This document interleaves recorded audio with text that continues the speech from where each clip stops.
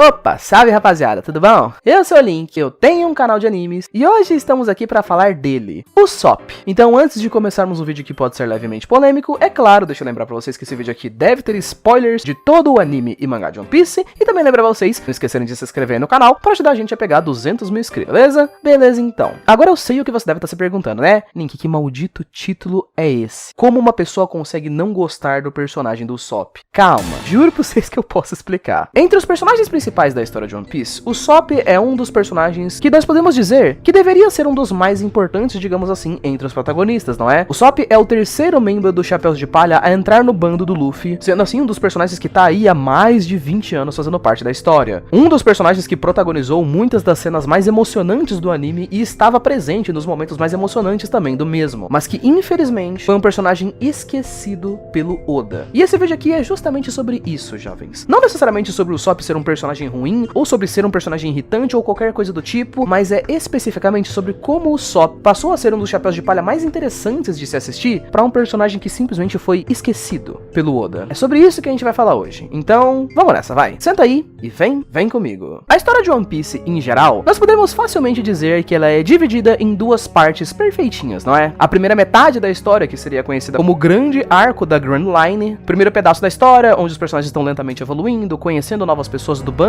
e por aí vai. E o ponto principal, onde a história é cortada na metade, seria o arco de Marineford, onde os personagens passaram por um grande time skip, né, de ficarem 2 anos treinando, e no pós-time skip, eles iriam para a segunda metade do mundo de One Piece, né, conhecido como o Novo Mundo. O arco do Novo Mundo em geral, eu já fiz um vídeo aqui no canal há muito tempo atrás falando sobre como eu achava que essa segunda parte da história carregava alguns dos maiores defeitos de One Piece, como especificamente o defeito de fazer com que alguns personagens da história fossem lentamente sendo abandonados. Porque a segunda etapa da história de One Piece é justamente onde as coisas começam a ficar muito maiores, digamos assim, né? A história fica mais grandiosa, os vilões são maiores, os arcos são maiores, tem muito mais personagens esses que podem vir a ser mais importantes, a trama do mundo começa a ser muito mais explorada, personagens, muitas coisas novas, conceitos novos, e no meio dessas grandes coisas que estão sendo adicionadas na história, alguns personagens e coisas legais, como pequenos detalhes, começam a ser aos poucos largados de mão. Onde fica o Usopp nessa história em si, Link? Bom, quando o Usopp inicialmente foi apresentado pra gente dentro da história de One Piece, rapidamente ele se tornou um dos personagens mais populares da história pra muitas pessoas, e o favorito de muita gente. É um personagem muito engraçado, carismático e que tem uma veia de comédia muito forte, né? Um covarde mentiroso que tem o sonho de se tornar um grande guerreiro do mar. É um personagem muito divertido, ele seria meio que a parte mais humana do bando do Luffy no mundo de One Piece. É o famoso personagem que é um pouco mais fraco, e ele teria as reações e pensamentos que geralmente nós, do público, inicialmente teríamos também. Ele é o primeiro cara a pensar em fugir e se esconder quando alguma coisa grande acontece, e o primeiro personagem a ficar com medo e ter reações mais humanas a respeito de coisas importantes na história. Mas ao mesmo tempo, também é um personagem que vai ter grandes momentos onde ele vai demonstrar a sua coragem, vai enfrentar personagens e situações muito mais fortes e muito mais poderosas do que ele, sendo assim um personagem muito gostado por muitas pessoas. Quando nós passamos pro time skip, essa etapa do personagem do Usopp vai ser lentamente abandonado. A sua etapa de criatividade, onde ele criava várias coisas interessantes e tinha que lutar, ou então tentar lutar de certa forma, com soluções divertidas e criativas por parte do personagem, vão parar de aparecer. Momentos onde ele vai ser um personagem corajoso e vai ter grandes momentos épicos na história, vão também aos poucos pararem de aparecer. Até mesmo momentos onde ele vai ter cenas interessantes de diálogo, por exemplo,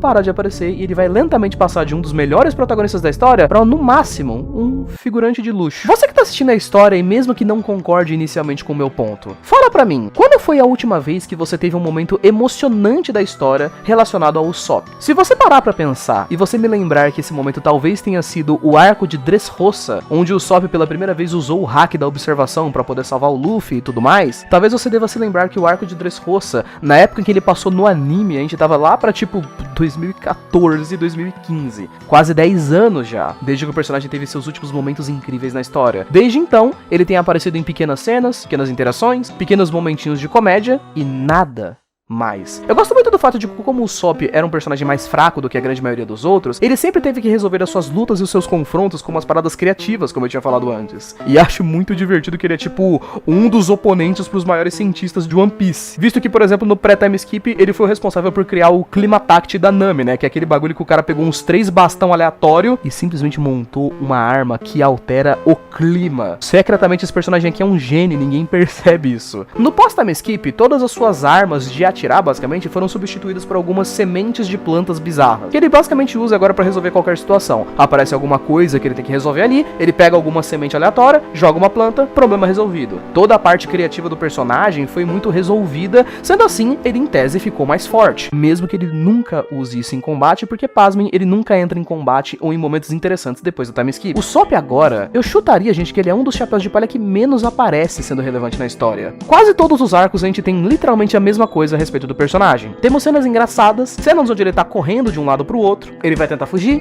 vai se esconder e vai fazer piadinhas. É basicamente isso que ele tem feito nos últimos, 600 episódios da história? E aqui, gente, entra um ponto que eu acho muito engraçado. Eu sei que muitas pessoas que leem o mangá de One Piece falam que as pessoas que leem o mangá às vezes só se importam com as lutas. E se eles não gostam de algum personagem, não gostam dele porque ele não está tendo lutas interessantes. Por exemplo, isso era uma coisa que as pessoas falavam muito a respeito da Robin, por exemplo, depois do time skip, né? Que a Robin não fazia mais nada, que ela não aparecia na história, que ela não tinha muito desenvolvimento e tudo mais. E a gente chegou no arco de Wano e ela teve uma luta contra Black Maria, se eu não me engano, né? E aí o pessoal parou de fazer essas críticas porque ela tinha tido uma luta e as pessoas só se importavam com lutas. Sendo bem sincero, gente, eu acho que não. Não acho que o ponto do Sop seja que ele não tem lutas e tudo mais, até porque ele não é um personagem focado apenas nisso. Todo o arco de One Piece, jovens, sempre finaliza numa grande guerra, né? Tem um grande vilão, o exército desse grande vilão, e é isso. O Sop como um personagem sendo atirador, nada impede ele de ter momentos grandes sem ter uma luta. Ele pode salvar civis inocentes, ele pode derrubar inimigos mais fracos, ele pode distrair os inimigos pra poder dar tempo pros personagens fugirem, ele pode salvar o Luffy ou alguma pessoa, como ele fez em Dressrosa, por exemplo, de uma forma mais escondida, como um atirador. Ele pode ter alguma informação importante pra poder levar de um ponto a outro. Ele pode proteger alguma coisa. Ele pode ficar ali como um suporte, por exemplo, pra outra pessoa em combate, sabe? Atirando de vez em quando pra poder ou curar alguém, ou pra poder atrapalhar os inimigos. Ele pode fazer qualquer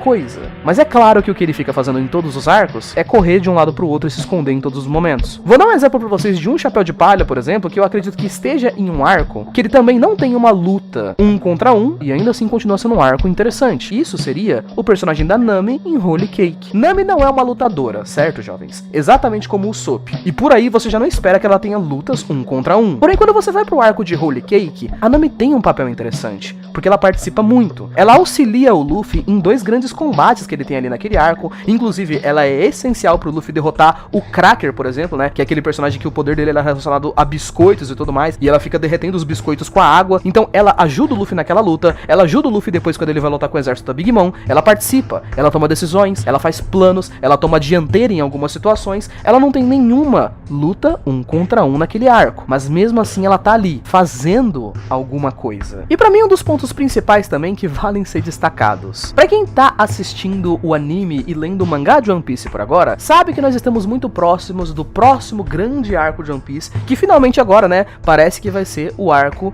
de Elbaf, a grande ilha dos gigantes. O arco que foi prometido por muito tempo para poder ser o arco do Sop, onde ele vai fazer algumas coisas incríveis e todo mundo tá pensando que ele vai fazer coisas sensacionais nesse arco e tudo mais. E muitas pessoas sempre perdoam qualquer falha do personagem do Sop, porque ficam esperando que ele vá agir muito no arco de Elbaf. Assim como as pessoas também esperavam que, por exemplo, o arco de Wano vai ser o grande arco do Zoro. O Zoro vai fazer muita coisa em Wano. E aí no arco de Wano mesmo, tipo, o Zoro teve uma participação, mas não foi tudo isso. O arco de Egghead, por exemplo, que foi um arco relacionado todo ao Vegapunk, ao cientista, à tecnologia, que o pessoal pensou que o Frank ia fazer alguma coisa, e não, o arco de Egghead passou e o Frank não fez quase nada. Eu acho que é muito estranho o fato das pessoas aceitarem numa boa esse fator de que, tipo, o time skip de One Piece rolou lá pro episódio 500. A gente já tá com 1000 episódios da história, e faz praticamente 1000 episódios que o Sop teve, tipo, 2, 3 participações realmente relevantes pra história. No resto dos momentos, ele não faz nada. O personagem genuinamente não foi destruído, sabe? Tipo, um personagem que o arco dele tá ruim, ou o Oda estragou o personagem ou alguma coisa do tipo.